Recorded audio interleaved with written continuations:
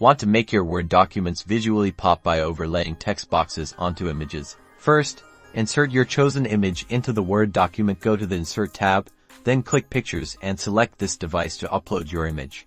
Now, add a text box under the Insert tab again, click on Shapes, and then choose a basic text box.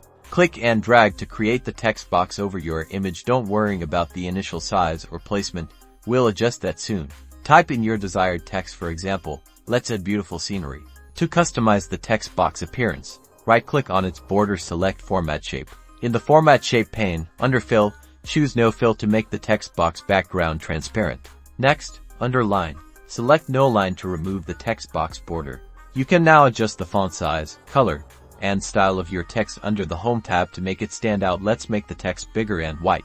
Finally, drag the text box to perfectly position it over your image. You can also resize the text box to best fit your text and the image's composition, and that's it. You've successfully overlaid a text box onto an image in Word. Enhance your document's visual appeal and share your creations.